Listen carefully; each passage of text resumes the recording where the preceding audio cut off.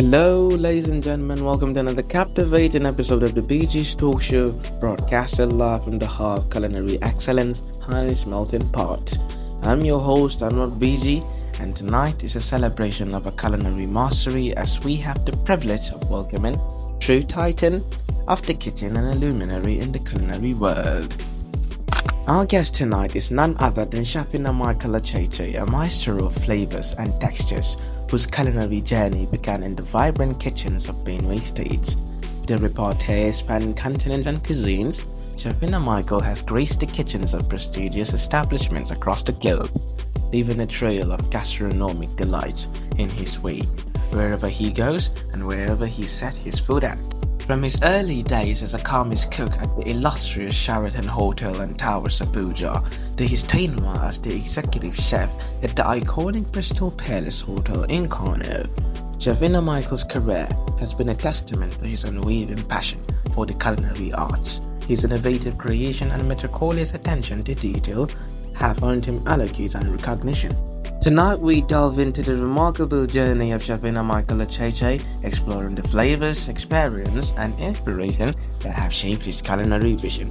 So sit back, relax, and prepare to be tantalized by the tales and tastes of the culinary varsity as we uncover the extraordinary story behind Chef Ina Micheal, ocheche. Thank you for joining me in the Beach Talk Show. Welcome aboard, guys. And today we're here with a very, very special guest. Here with me is Chef Ina Micheal, right here with me, and we're going to dive into the culinary journey with Chef Ina Micheal. So without further ado, we're going to dive into the ethereal world of cooking, culinary journey. So sprinkle your spoons and get ready to be tantalized by our walk of art with Chef Ina Micheal. Right. Thank you very much for accepting my invitation, sir. Thank you very much. You're welcome. Right. So let's start with your early beginnings, right? Yeah. Right. So Chef Ina Micheal, could you share with us how your journey, your culinary journey began, and what inspired you to pursue a career in cooking? Actually, I am a passionate cook from the family. Right? It's in the gene in Right. the family. My mother in the village was the best cook, best chef. Is that so? Okay. Yes. So I grew up to see that anytime she cooks, the whole of the village, they comes to look for food to eat in our house. Yeah.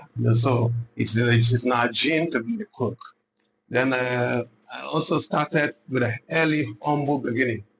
On the polygamous home, as I told you earlier, Yeah. it was very tough. Right. So I have no other hope than to search for my career. Yes. So I went out and there was nothing to do. I had to look for work. And fortunately enough, I was lucky to get a job at Hilton International, which they call Transcorp Hilton Hotel today. Right. So 1987.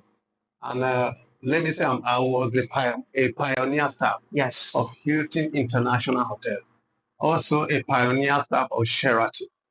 So I saw myself as a waiter initially, but again now a white chef discovered me that you are not supposed to be a waiter. You are so talented. You are so gifted. Is that what he said? Yes. And he saw he saw potentials in me and he picked me up at Sheraton Hotel. And he picked me up and said, my friend, you don't know what you have. What you have is beyond just carrying plate and serving plate. Right. And come to the kitchen. He saw something different in you. Yes. He pushed me inside the kitchen. Not knowing my potentials, but again, I showed me that, yes, I can become one of the best chefs in the world. Yes. That was really informative. Now, I'd like to have Ina Micheal. You've had the honor of cooking for over 400 presidents, including the head of state and even Her Majesty, the Queen Elizabeth II. So could you share with us one of your most memorable moments or experiences you've had while preparing meals for distinguished guests? Oh, wow, that's a very good question. I've been in Hilton for more than 12 years as a sous chef. Right. A sous chef means after the executive chef, you are responsible for more than 100 staffs in the kitchen. Okay. So I have controlled more than 100 staffs under me at the Hilton Transcorp Hilton Hotel. Right. Because I also came from Dubai with so many potential. Exactly. I know as I worked in 3 hotels in Dubai. That's very nice. Oasis Beach Hotel, Airport Hotel. Yeah. I also work with Continental Hotel in Ramadan Continental Hotel in Daira in Dubai. Yeah. So because I have so much potential in me, I was also, privileged, to be brought back again to Hilton, Transcorp Hilton Hotel because of my handworks, my gifts. Because I cook different kind of dishes from South America, Indian cuisine, Chinese cuisine, and all the rest. So privileged also to have been selected to cook for the president. More than 400 presidents, almost every time the VIP comes, I handle the VIP restaurant. That's every wonderful, time. enormous, gigantically. So I cook with prawns, I cook with squid, I cook with all manner of dishes, seafood and the rest. And also do a hair dietary cooking, which means clinical cooking.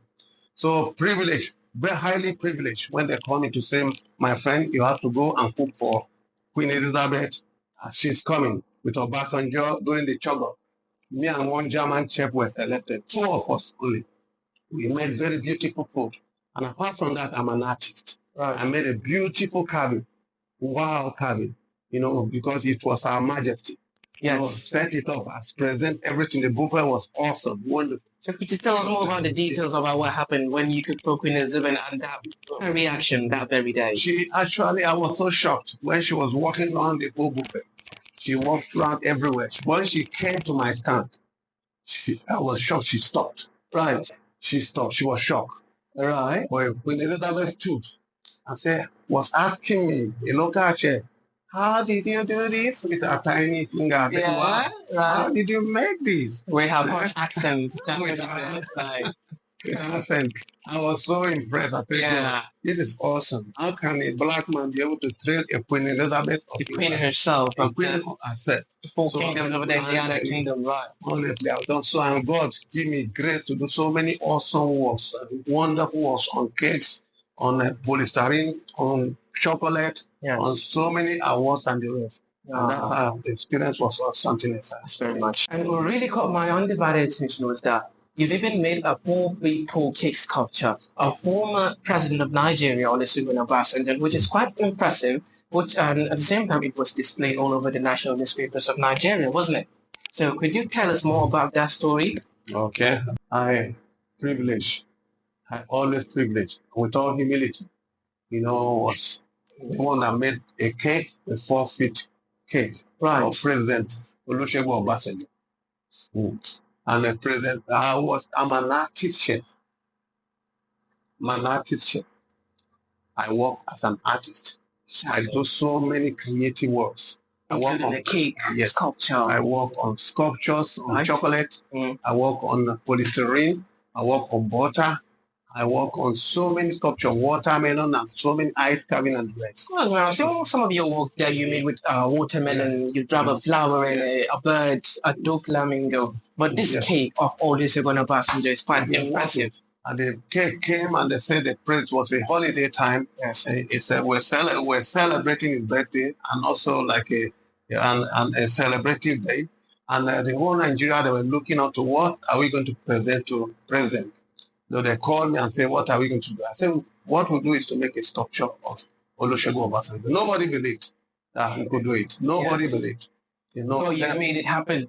You brought it to life. I brought it to life, and I worked from morning till night till the next morning to make sure the sculpture, 4-feet sculpture of went perfectly with the eyeglass, with all the pumps on the faces. It was exactly like President Obasanjo. And the whole newspapers of Nigeria, all the newspapers, front pages of all the newspapers in Nigeria carried it. I have never done something like that before. It was amazing, wonderful work.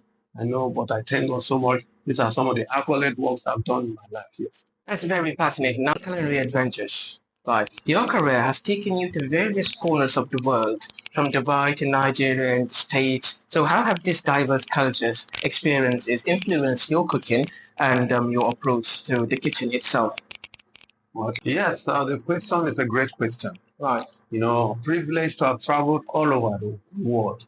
Was in Dubai. I was also in this Cotonou here doing French cooking. I was in Hilton, Sheraton, in Lagos, everywhere. But these are some of the things that make me what I am, Chef Ina. Right. Because I am a creative chef and I love adventures. I don't even want to stay in one place for too long. Yeah. I love to learn about cultures, about different cooking. So right now, as I tell you, I can do South American cuisine. I can do French cuisine. I can do Chinese cuisine, I can do Indian cuisine, I can do all manner of different African cuisine. Because I was at Cotonou, I can make yassa from Senegal. Oh, so many food, chicken yassa. So great works. I do a lot of great works, in different worlds. And again now, what I do majorly that I love now is they call it fusion. Fusion, right? Fusion, yes. Right. Fusion means you are able to blend a food, a nationality food to another nationality food, Right. and it become perfect and become delicious, become wonderful. Right. That's what I've learned so much now. I can mix African food with continental food. And make it perfect, And make it perfect. merge, make it And sweet people in the will mouth. love it. Now, No, because no. again, now when you are in one world, you have to think of what they love. I cannot cook Chinese food, or Indian food for a Nigerian with all those spices. Right. I have to create a Nigerian concept of Indian food to make sure Nigerians love it. That's what I've developed myself. So I have special pizzas that are selling, I have special shawarmas that are selling worldwide, and that's what I learned. That's wonderful. Now, well said. Thoughts on your innovation creations, right? Let's get on with it. Throughout your career, you've introduced various themed nights and innovative menus, right? So, could you share with us some of your favorite creations and the inspiration behind them? Very good question. Throughout my career, I've introduced a lot of specialty nights. As I work as an executive chef and a creative chef. And most importantly, the one I did in Dubai that have to do with salsa. Right.